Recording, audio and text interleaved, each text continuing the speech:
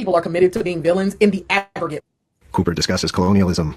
White human beings thought there's a world here and we own it. Prior to them, black and brown people have been sailing across oceans, interacting with each other for centuries without total subjugation, domination, and colonialism.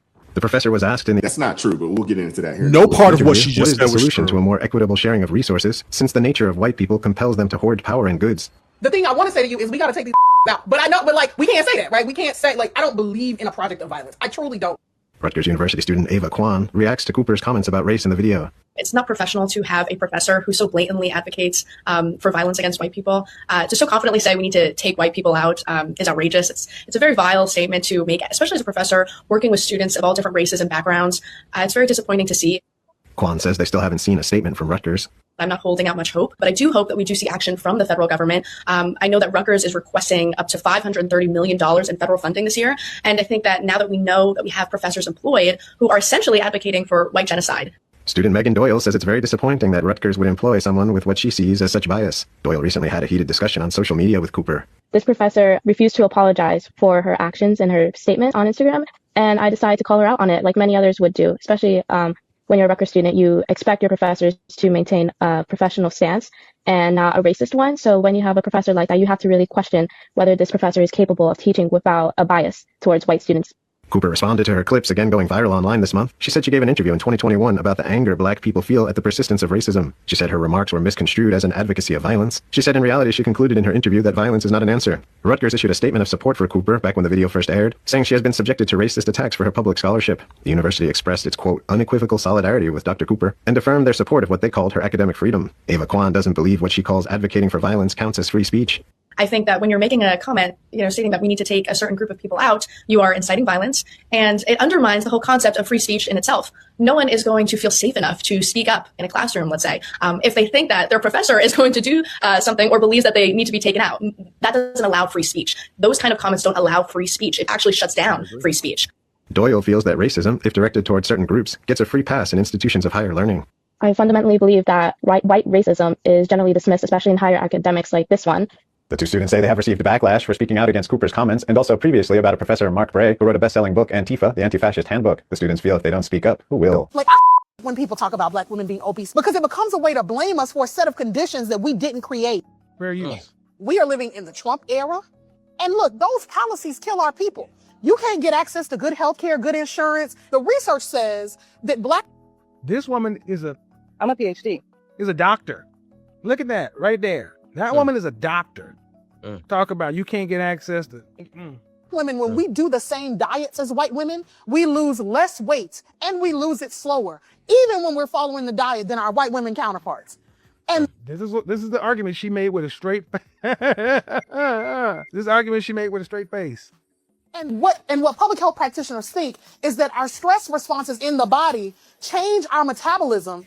It's literally that the racism that you're experiencing and the struggle to make ends meet actually means the diet don't work for you the same. Yeah, that happened. That happened. I'm a PhD. He's a PhD. What we're going to need is for you folks to just be more realistic and understand something that, how do you have a conversation with someone who believes that their obesity is somewhere caused by white supremacy and racism? Stop saying you can't be racist to white people. Yes, you can. You can be racist to any race, period. Racism goes all ways. It's not a one-way street. Racism is judging someone because of the color of their skin. Racism is discriminating against someone because of their race. When you say white people have no culture, that is racist. When you call millions of white people colonizers based only on skin color, that is racist. Denying a job to someone more qualified because they are white, that is racial discrimination. That is racist. Saying I don't trust white people, that is racist. You scream racism all day, but ignore it when the target is white or pale. That is not anti-racism. That is racism with a preference. The lady said that her being obese is white supremacy. I'm like, at this point, anything can be white supremacy. At this point, anything.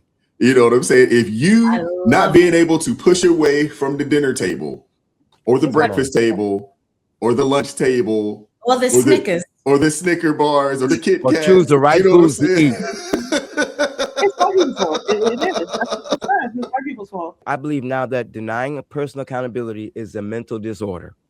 Mm-hmm. Can I say that again?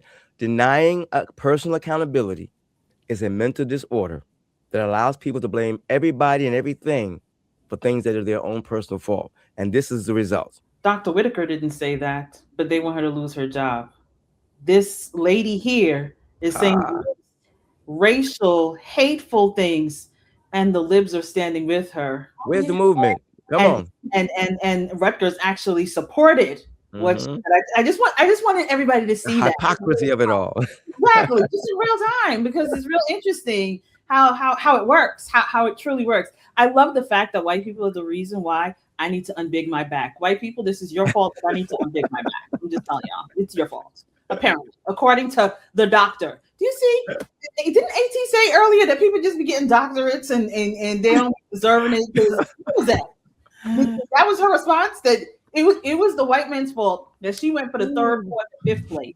It was the white man's fault that she was throwing back all the different drinks. I hope exactly what that young lady said, that there's some kind of consequences towards Rutgers for that.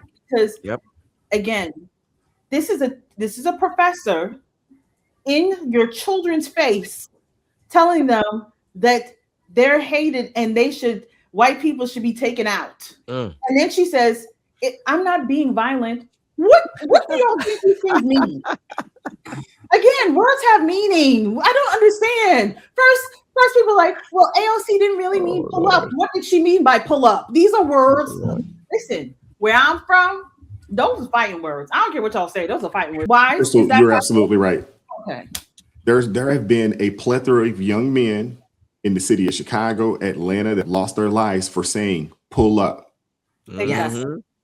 You know, when we hear, hey, take them out, unless she was meaning taking them out to dinner, which I'm sure she didn't mean that. And the context was clear. And the context was very clear. That's right. And here it is, the University of Rutgers is standing behind this woman. She should have lost her job the first time it came out. Because the thing is that this isn't the first time that she said some pretty reckless things like this. You know, this isn't the first time. But when you start, I mean, come on, man. I mean, when you look at Rutgers University, I would assume majority of the campus, are, white students. The large majority of the students, are white students. So when you come out and you say, oh, we need to take white people out. And then on the flip side of that, you say, well, I didn't mean violently. Well, how did you mean it, man? Yeah. Because when you start talking about taking people out, that's normally, a violent and negative, a negative connotation normally. But that just goes to show you that there are rules for thee, not for, rules for thee, not for me. I mean, like I said, I got to keep saying this, man. Hey, the Democrat Party, these liberals, they will have no standards, if it wasn't for double standards, man. They only have double standards, man. And could you imagine, a white professor saying, hey, we need to take black people out? Could you imagine? They would BLM, the NAACP, the Urban League, everybody and their mama would be out there. All of them. Advocating. CNN would run it. They would run it for a week straight until that person lost their job. CBS, NBC, all of them. Everybody, that person, they would have to come out and bow down to keep their job. And I don't even think that would work. What I find interesting is not that this, she looked a little sweaty, and I can imagine why that would be. But he's sweating chicken grease. Yes, oh Lord, y'all are terrible. Well, they said it was KFC supremacy, and I know you can sweat after that. So I'm not upset that she has a point of view. I mean, that's perfectly fine. And if she was standing, at her book club meeting, or church, social or wherever it is that they have a thick layer of grease on their collard greens. And she was talking about this, that would be fine. Right. My problem is that she is employed and federally funded Yep. in education. Mhm. I don't care where you stand up and proclaim whatever you play. You can go out on the street corner where you live and talk all of that. Get you a bullhorn and all of that, like the Israelites and them. Look, it's available. My problem is that you're doing this in a school, and therefore it is receiving the cloak of legitimacy That's and right. the cloak of accuracy and truth. And so Right. let's stop asking ourselves, American education was the best education in the world. It is no longer the best education in the world. Why is that? When did that happen? Well, incidentally, right around the time that they bamboozled Jimmy Carter into establishing the Department of Education was also about the same time that they decided that college attendance was a national crisis.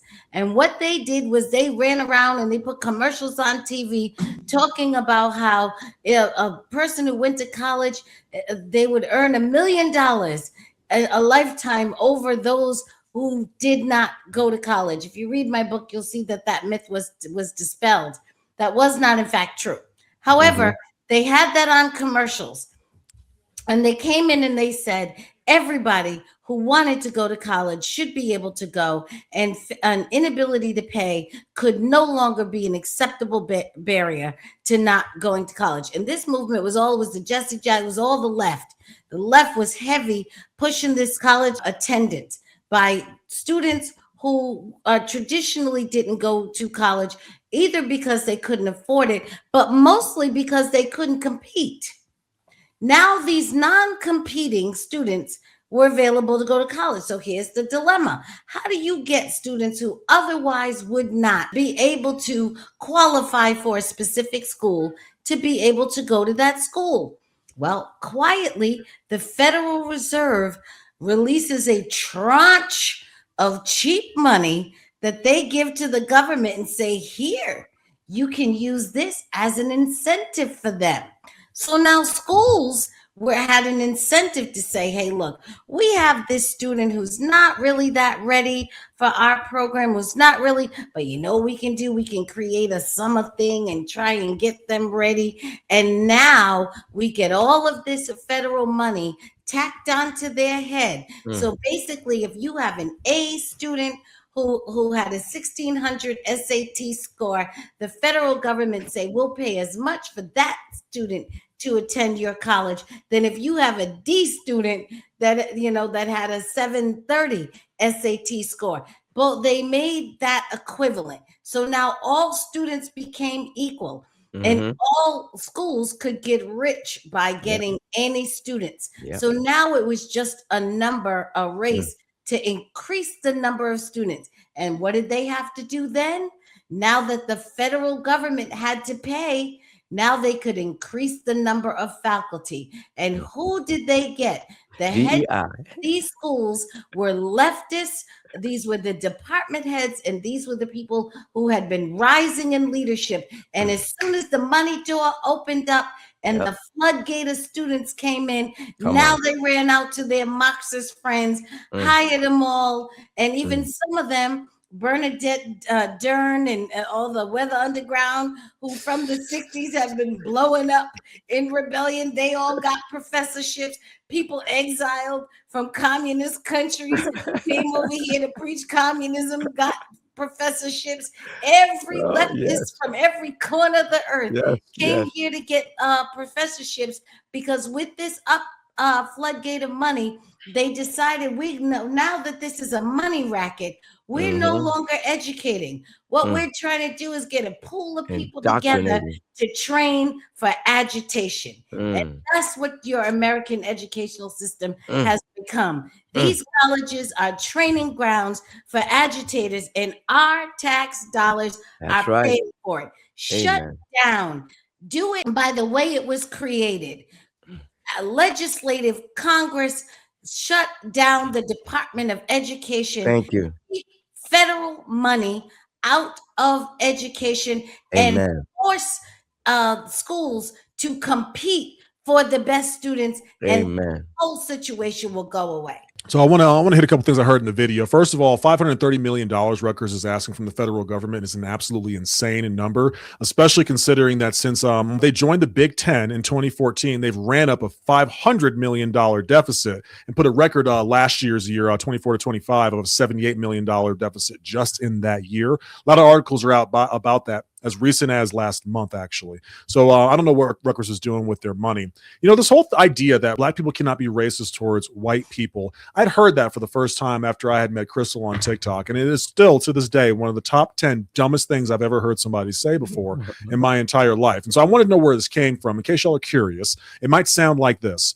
You can't be racist towards white people because they have institutional and systemic power. And so therefore, the most that you can do is be prejudiced or biased towards them, because in order for you to be racist, you cannot be the person that's in charge. And that comes from critical race theory and comes from a book called White Fragility. Here's the problem with that.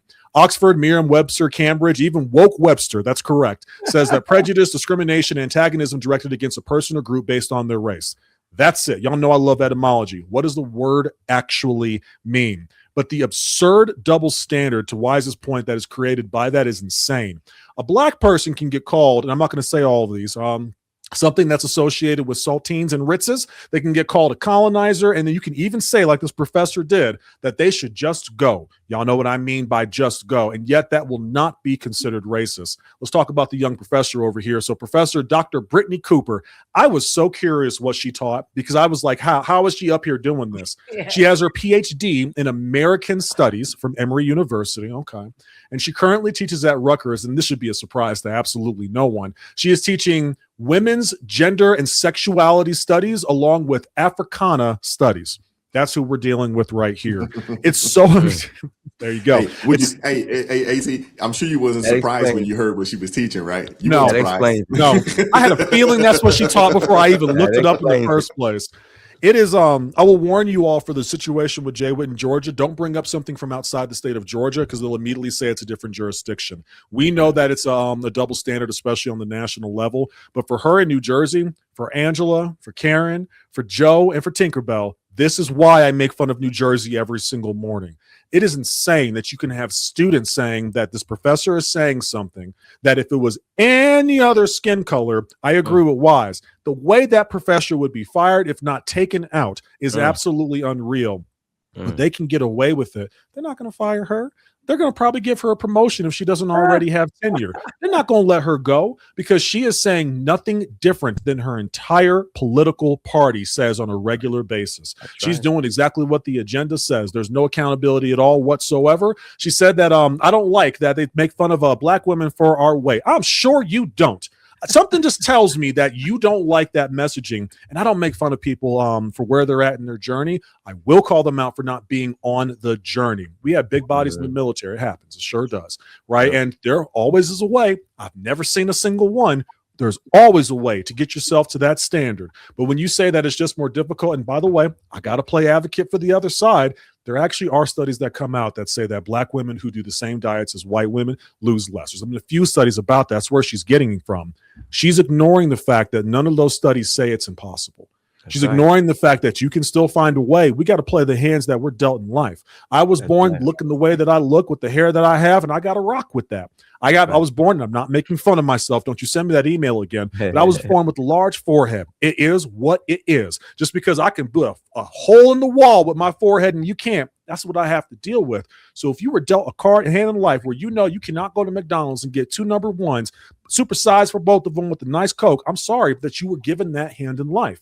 There's a lot of people who cannot do that. There's a lot of people who can't have cake all the time. There's some people who don't have the benefit that you have of being able to walk, for goodness sake, and they still find a way to make it through life. No accountability, no ownership for our actions. It is always somebody else's fault. This woman directly said we should blank all blank people, and then immediately said, well, I don't actually mean it that way. And to Wise's point, if you can explain to me how else you could possibly take that sentence, I'll concede. I'll say, okay, I understand. You can apparently say that you can take someone's life and you actually mean you want to give them flowers. But this is the cartoonish world that we live in right now. And it's so important we keep having these conversations. God bless those students for speaking up. It could destroy their entire academic career. And yet they spoke up anyway. Why is it that the children in our society are speaking up more than the adults are? It's just such a shame. When it comes to the weight situation, I hadn't seen that article, but there could be some truth there just due to the fact that genetically, you know, the races of people are different. You know, if you're Black, you're more prone to, you know, hypertension, things of that nature. You know, in comparison, you know, to, you know, maybe if you're white, you may be more prone to certain cancers, things of that nature, just based off genetics. But it's not white supremacy. No, you know what I'm saying? Like, you know, your high blood pressure isn't white supremacy. You know what I mean? Come on, it's racist. It's racist. You know it's racist. Come on, you know it's racist. You know it's racist. It's a racist condition. You can flip it like this. They're not saying that you cannot lose weight. They're saying the rate. So maybe they lose 6 more ounces a week than you do. That doesn't mean you can't lose weight. It's almost the way we think about melanoma. White people get melanoma at a higher rate. That doesn't mean you can't get it. It just means they get it at a higher rate. At a higher rate, absolutely. You're being too rational. Please stop it. Silence. And Celeste, you're absolutely right. Just because, and the thing is that when you get with a personal trainer, and you get with a dietitian, it's based off of your genetics. They're going to ask you a series of questions, you know, about your family, your history, so forth and so on. Unique. That's right. And they're going to create a plan for you. So, okay, a plan that works for AT may not work for me based off of, you know what I'm saying, my metabolism and you know, my genetic makeup. Well, look at this. The military seems to be able to take people out in the woods somewhere for 8 weeks, and no matter what their genes are, somehow they all come back very similar. There's a will, whatever the weight is supposed to be. So I'm not sure. And they've been doing this for years. Decades. So somehow they have a formula that works. What are your thoughts about any of this? Hit the like button, share the video, subscribe to the channel, turn the notifications on to all so you never miss an upload. Consider joining the ARP family or buy your brother a coffee. That link's in the description box below.